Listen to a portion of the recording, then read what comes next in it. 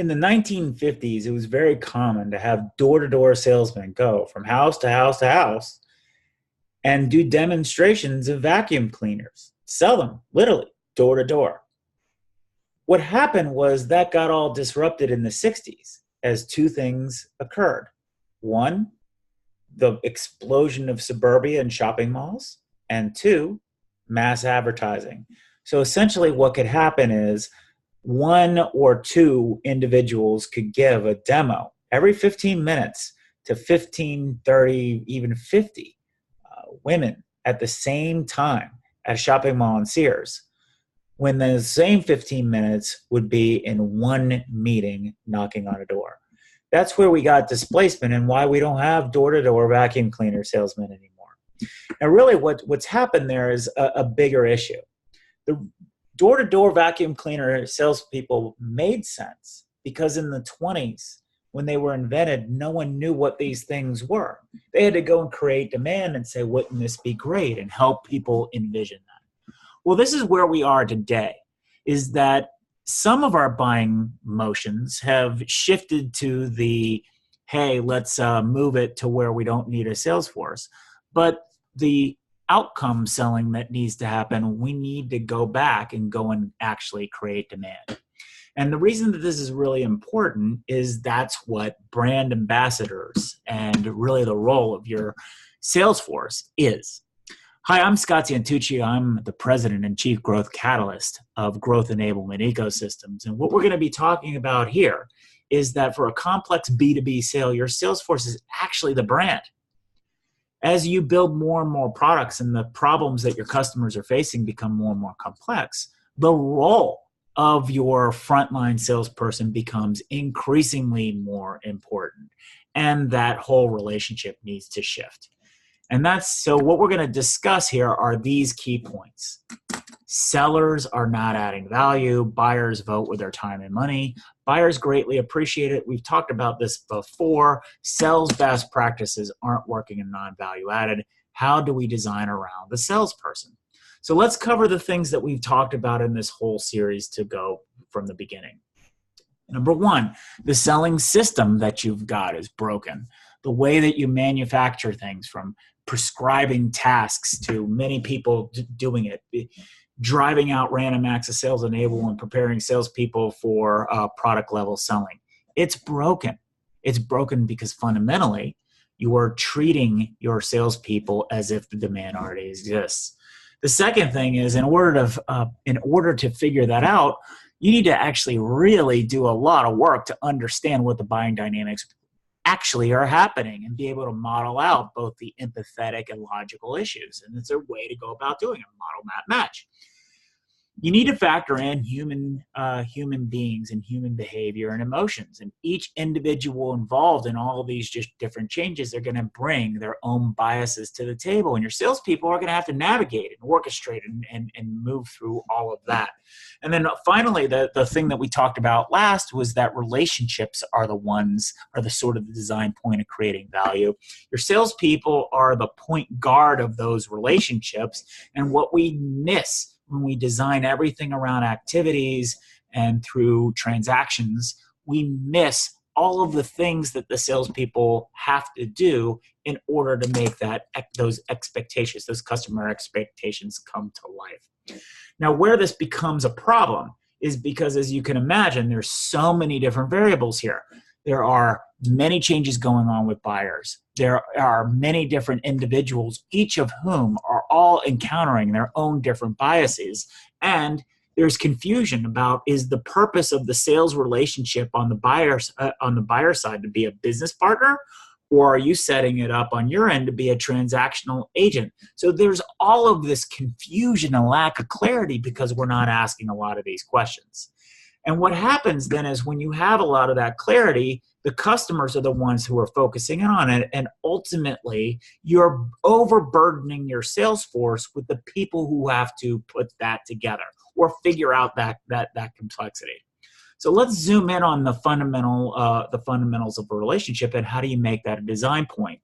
When you think about that conversation standpoint, and really what we want to have is a good conversation, a valuable conversation between the seller and the buyer, let's map these out in terms of this overall relationship. The bidirectional arrow represents the cadence. The cadence should be mapped to what the expectations are that get met over time. And you have the customer on one end and the seller on the other. Pretty simple back and forth.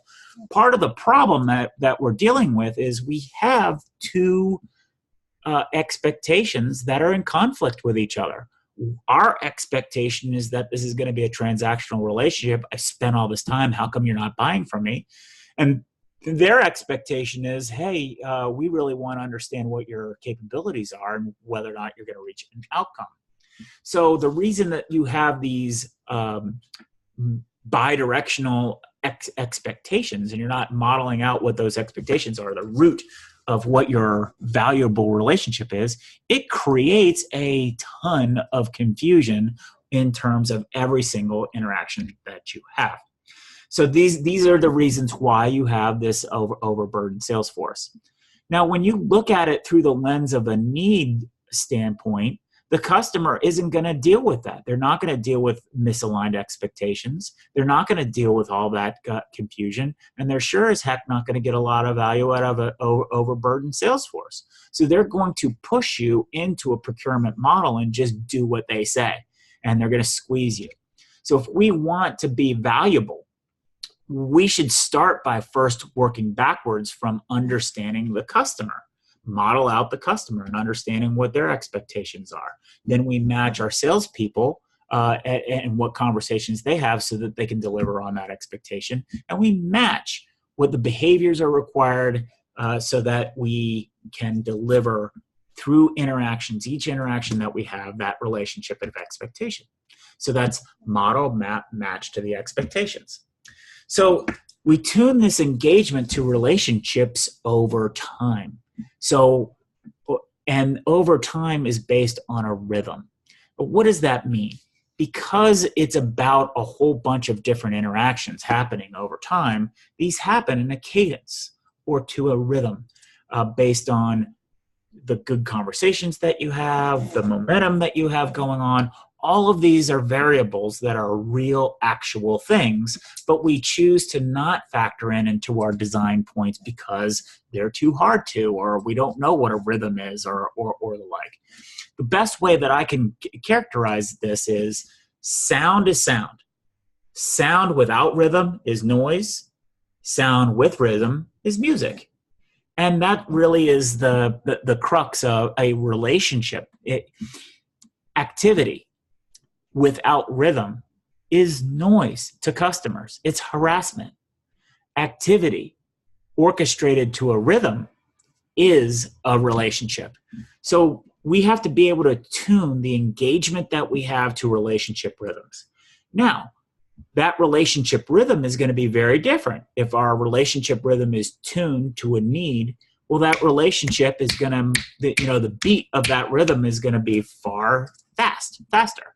There's going to be many, many, many notes because our sellers are going to need to cover a lot of ground because there's a lot of transactions, a lot of volume. On the other hand, the tempo is going to be slower. 1, 2, 3, 4. On the outcome side, the pace is okay because the volume of the orchestra is different, or the volume of the message is different. So really, if we want to be able to match this out and put this into a process, so the conceptual frame of value is a relationship rhythm. Now we need to be able to create a model or a business process that we can design in the role of the audience, we can design in the role of the sellers or the client-facing people, and we can design in the role of all of the people who are providing messages or ways to support. And really what this is like, we call this the value communications model. We've talked about this before in other videos, but really it's your audience, your messenger interacting through valuable conversations, and the message all coming together. Now, when you tune that message, you're going to tune it differently. So that value communications process is going to look very different if it's focused on the need, or it's also going to look very different than it's focused on the outcome. The thing that we're trying to overcome, the design point of all of this, is if you want to optimize a communications process, the number one thing that you want to design out is noise. And what we are also doing actually is that our most expensive resource, our sellers, they're overburdened because we're not organizing the information in a way that matches to the expectation or helps them build these relationships. So we have two problems that are intertwined with each other. We have a sub-optimized sales force that's overburdened with a lot of activity that's task-oriented and transactional. And we have a lot of noise that's in our selling system that creates massive communications inefficiencies. So if we want to really fix this problem, this is what our design point needs to be, is how do we eliminate, how do we get rid, how do we manufacture, how do we design out this chaos, and then how do we also unburden the rep so that they're not carrying the backs of all of these different random acts. So the way that this happens naturally, I love this quote from Rush: when you choose if you choose not to decide, you still have made a choice. I didn't say that too well at first. If you choose to not call it a strategy, it's still a strategy. So there are a couple of strategies that exist to deal with this information problem, this communication, this noise problem. And strategy number one is the most prevalent strategy today, which is really amplify activity. And what amplify activity does is it starts out with saying, here's our go-to-market strategy, here's a laundry list of tasks and activities that we need to do and things that we need to roll out. Those get matched to a lot of different people. And here we see that happening here, where though that list of strategies gets started off by human resources, business unit groups, finance groups, sales, marketing. Each of these departments are doing things to quote unquote help sales. So there's lots of tasks, and they take those tasks and they delegate down their directors, and their directors do it. So you get lots and lots and lots and lots of activity. That activity is not organized. It's maybe organized in a classification system of task, but it's not organized in terms of the requirements of meeting expectations. It's not organized in terms of actions or behaviors or any other motion kinds of things, active kinds of things that sellers do. So what it looks like is random in terms of the way that sellers work. Overloaded with all of these random acts and all of this information that they get from their internet or sales enablement sites or portals, in this particular strategy, those sellers just take the information that they pull off and push it onto their customers. They do the show up and throw up. They're the 86% of the sellers that have an agenda, a sales agenda that's about them. They deliver their standard pitch deck. The audience hears that. They leave them a mountain of information, and it all goes in a trash can, because this is not valuable for the customer, and they'll decide to wait until they figure out what it is, or they'll just disengage with you. But this model is a push-based model. It's about a lot of information, and really what you're doing is putting the burden on the sales the buyer to figure out the burden. And this model, this pattern, it's incredibly wasteful. It's a model that we do and we keep doing, but it's incredibly wasteful, because if you add up all the random acts, you can't match them to anything that's really valuable. It's expensive because we're throwing so many things at it, and it's not valuable.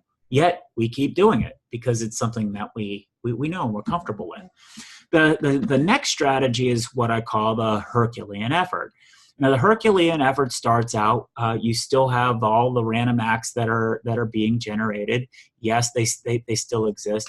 But really what happens is the sales organization starts to recognize, you know what, if we're really going to be helpful, we need our sellers to be able to connect the dots. So we're going to teach them how to learn from customers what their problems are. That's storm cloud. How to connect those that storm cloud to the ideas that we have or the insights that we might have. If you're a challenger aficionado that light bulb might be training them on what a commercial insight is and how to work with the client to translate their business problems into that, and then match our capabilities to it. And then ultimately, at the heart of it, the salespeople are the ones who are reducing that noise.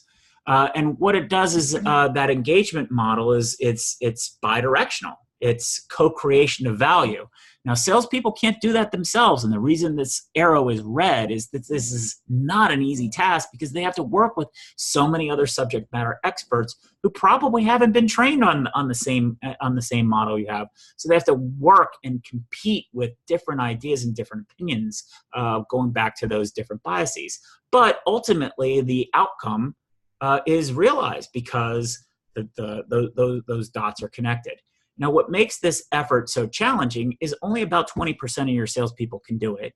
And even after the training that you do, only about 20% of your salespeople can do it because you're not fixing the system behind it. So this effort isn't scalable. It's very risky because you're putting a huge amount of revenue burden ultimately on 20% of your sellers. And the good news, though, is when they're able to do it, they're value added and valuable and differentiated to buyers. And if you can do that with a few high value customers, it does end up paying for itself. So it's not wasteful and expensive, but it is very, very burdensome and resource intensive. And basically what you're doing is you're asking a very, very expensive resource to figure out what that burden looks like and make that connection of what a valuable relationship looks like. The third strategy is the one that we're advocating here in this whole approach about selling what's possible. And the third system says, hey, you know what you can actually do is you can actually model out what your customers are looking for, what their expectations are, map an overall story about how they're going to be able to achieve success, and break down that content underneath that overarching outcome story into a series of sub-stories and enabling programs that match to very specific measurable objectives, and then be able to match what are the right training materials, what are the right tools to be able to make that work. Things are organized around this construct of an outcome wheel, which we're going to cover in a different video series. And ultimately, the salespeople, that burden of managing that chaos becomes much, much, much easier, because instead of organizing around the chaos, what they're organizing is around an outcome. So that process of taking the customer's problems and connecting it with capabilities with an insight becomes much easier because you're using this common architecture, this common foundation, this common structure of a customer outcome.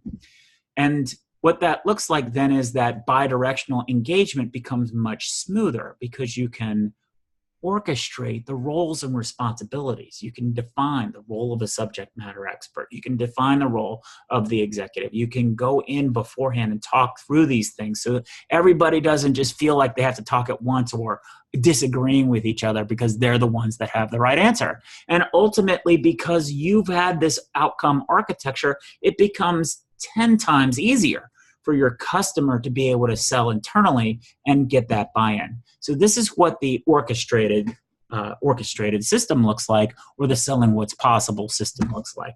And some of it is design work, some of it is a lot of work about understanding how to organize content, and some of it is process work, which we'll talk about. And ultimately, what you're doing is you are systematically using the process and the method to design out and figure out the burden. So what this does is it becomes a scalable, repeatable, and simplified model, and it's valuable and differentiated. So how you put this together is a very, very simple story. This would be the lead in to what the process looks like. And the fundamentals behind the process is you're designing a go-to-customer process around the 4 Ps, the new 4 Ps of going to market to going to customer. And it's possible, pattern, path, proof. Now, I like to represent this sort of as a cartoon to make it simpler. So let's start with all of the things that we know. We know, number one, that your buyers, what is it that they want? They want an outcome. We know that the buyers don't know how to achieve that outcome, or they would have done it already. So they're confused. They're in a state of being coachable. What they need to do from you, step number one possible, is you have to give them an insight, and you have to be able to say, if you have these kinds of problems, here's an idea of what's possible. Are you aware that this is what's possible? And we have to overcome a lot of the different biases because they've never thought of it before, and they're going to push back pretty strongly. Then what you're going to need to be able to do is you're going to need to be able to, while you're saying, hey, here's what is possible, then you're going to need to help slowly introduce the patterns for them to evaluate what criteria that they need, what capabilities that they need, because they can't self-prescribe for themselves what the capabilities are. And I think a simple analogy to look at that would be, if you are making chicken parmesan for the first time and you don't know too much about what the ingredients are or how to bake it, somebody needs to tell you, this is how you actually do it. Here's what the recipe looks like, and here's how to go about figuring out what your elements are. And then you can say, here's your shopping list to go buy it. So that's what you have to be able to do in putting out the puzzle parts together. So you have to give your clients patterns. And if you don't, they're not going to be able to recognize whether they have the capabilities or not, whether you have the capabilities or not. They have literally no frame of reference whatsoever. So parsibly, what you're going to have to be able to do is give them criteria to introduce your ways of working as well. Then finally, so you've gone through and you've said, all right, the customer has in the pattern part seen themselves and said, hey, I get that you have an understanding. You've given them puzzle pieces. Now the light bulb's starting to go off for me that I can envision this outcome becoming real. You got to give me the path, though, of how I'm going to sell it internally. So the next path really is path forward, or what is the sequence of events that you need to follow? And then finally, the next part is the proof. And the proof is going to happen over many of the internal conversations that you and your executive sponsor have with all of the different buying groups inside the agreement network. And it's going to come with the evidence required from all of the different people who push back with their own individual lenses. And it's going to come from, what kind of results that we can occur. So that's really what the proof part is, and that's really the step that you get the money. So to summarize this, it's as simple as these particular steps, and it's just like telling a story or conducting, directing a movie. We know what our audience's goal is. It's an outcome. We know what their challenge is, and we have to give them a call to journey or a call to adventure in slide 3 or picture 3 about what's possible. We have to help give them that path or give them the tools so that they can navigate the journey. We have to give them the path forward and what it looks like. And we have to give them the proof that this is doable. And if they follow your success patterns, it will work. So what are the key points that we just shared with you? What you know is more valuable than your stuff. You're not organizing the information to make that knowable for your sellers. You can choose to shift to focusing on an outcome at any point in time, at any scope and scale. You don't have to do some big, huge transformation. You can do it in little buckets. Use the 4 Ps to help focus your efforts. There's a lot of different people involved. What you don't want to do is use a lot of sophisticated things that aren't ubiquitous to everybody. What you want is to have a very inclusive process so that more and more and more people can help, and make sure that you're tuning this to a relationship. So what? What does this mean? There's a fantastic opportunity awaiting here for you to achieve differentiation with your customers by realizing that your sellers are actually brand ambassadors. Use that as a design point and work backwards from there. Thank you for listening, and join us for more videos.